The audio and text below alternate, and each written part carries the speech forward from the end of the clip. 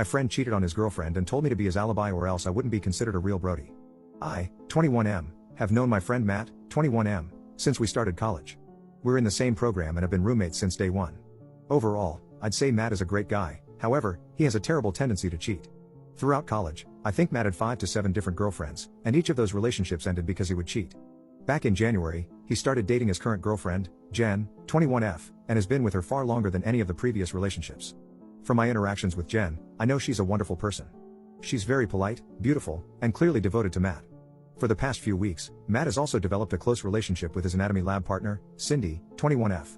It's become pretty clear to me and my other housemates, Kyle 21M, Robert 22M, and Omar 20M, that there is some romantic relationship between them. We've even all met Cindy as she came by our house a few times. Long story short, Matt has informed me and the other guys that things between him and Cindy are progressing rapidly, and Jen is completely unaware of this. He mentioned that, for the foreseeable future, he'll be spending a few nights hanging out at Cindy's place. Here's the issue, Jen and her roommates don't live far from us, about a 7-minute walk away, so there's a good chance she'll come by looking for him, according to Matt. Therefore, he wants all of us to make excuses for his absences and potentially reassure Jen that he isn't up to anything bad. Kyle and Robert are fully on board with this, considering it the bro code, but Omar is entirely against it, and while he hasn't said he'd tell Jen, he has refused to lie for Matt and has been urging him to end things with Cindy. I would say I'm more neutral. I don't think what Matt's doing is appropriate, but I don't think it's my place to tell Matt how to manage his relationships. I also told him that while I wouldn't seek Jen out and tell her what's going on, I wouldn't lie to her either about where he is and instead just say, I don't know. We all argued about this for a while, and the general gist of things is that Kyle, Robert, and Matt all think I'm not being a true Brody for not being more cooperative. Aside from this, I don't think there is really much I can do. Moving somewhere else is both economically and logistically unfeasible, so I think trying to avoid stirring the pot is my best bet. Update 1. I'll start this update by saying Jen found out last night. Like Matt predicted, she came over to our house Tuesday evening. I saw her pretty quickly since I was also coming back from buying some food. She asked me if I knew where Matt was, and I said I didn't know, because I genuinely didn't know at the time.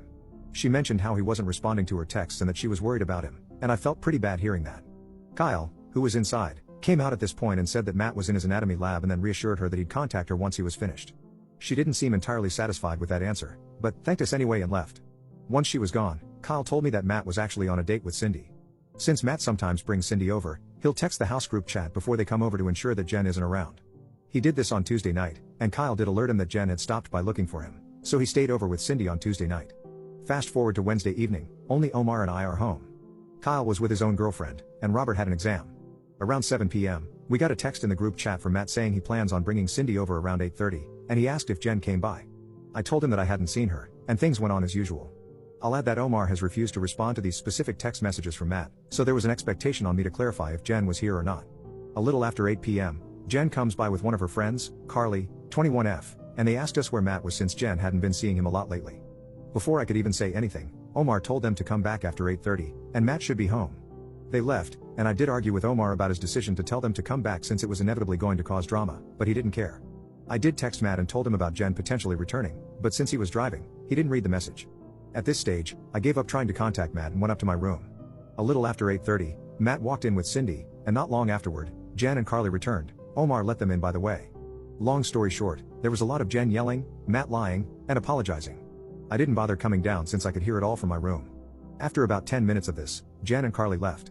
Matt sent Cindy home after this, and he was pretty mad at us for what happened. I reminded him that I sent text messages, which he now saw, and Omar played dumb, acting like he didn't see Matt's message about him asking if Jen was home, but confirmed to him that he told Jen to come back after the first time she came because, in his words, he didn't think Matt was dumb enough to go out with Cindy 2 nights back to back. Robert and Kyle came home after this point, and I filled them in on what happened. There was definitely some tension in the house this morning as Matt thinks all of this could have been avoided had Omar been more helpful. He also partially blames Cindy for wanting to come over so often. Overall, Matt doesn't really seem to care that Jen found out and broke things off with him. He said that he'll try apologizing one more time, as he does prefer Jen to Cindy, and if she doesn't accept, he'll leave things as they are. As for Cindy, Matt has already told Kyle, Robert, and me this morning that he plans on ending things with her after the December exam season. He says that he wants to be single again by New Year so he can have a fresh start. Kyle and Robert think this is pretty hilarious considering how much trouble he got into to be with her. Things have ended more smoothly than I thought, and I have made it abundantly clear to Matt to keep me out of his relationship woes. I have also asked Carly how Jen was holding up this morning as we share a class together. As expected, Jen was very upset about the entire ordeal, and she and her friends consider everyone at our house, aside from Omar, to be complicit and awful. Update 2. I've been receiving a lot of DMs from people wondering how things turned out after the big reveal, so here's a quick recap. Jen did not accept Matt's apology. She has indicated that she, in fact, never wants to see him again. Matt is still with Cindy, and he still plans on breaking up with her after the exam season. According to him, Cindy is starting to feel pretty secure now that Matt is no longer with Jen, and has expressed her desire to form a serious relationship with him. While he does feel a bit guilty, he thinks it's best for both of them that he ends things with her before New Year's. Despite feeling guilty, or so he says, Matt has attempted to reactivate his Tinder account, but Kyle made him take it down. Kyle thinks it's too soon for Matt to do this since someone we know is bound to see him there, and according to Kyle, Matt needs to play up the angle that he's heartbroken about falling out with Jen. Kyle has smoothed things over with his girlfriend by claiming he had no idea Matt was cheating. Robert backed him up on this and expressed that nobody aside from Matt knew. While I did plan on telling Carly the truth about what was going on, considering how quickly Matt, Kyle, and Robert have been moving, I opted against this. Instead, I've told Carly that I also did not know about Matt's cheating. Yes, it's a lie, but since I was against Matt cheating, I don't think it's fair for me to go down with the ship, considering that both Kyle and Robert are getting off relatively scot-free. Apparently, I was convincing enough as Carly told me that while she herself doesn't think I'm so bad, Jen will need time to process what went down, so it's best to give her space. Again, I get it isn't the most appropriate measure, but I really don't think I deserve to be in the splash zone. Omar has expressed his strong disappointment in all of us, but at this stage, his voice has become ambient noise, according to Kyle. Fortunately, since I'm visiting my parents this weekend, I get to be away from the drama and hopefully any potential fallout. We'll have to wait and see if anything else happens, but I hope the worst is over.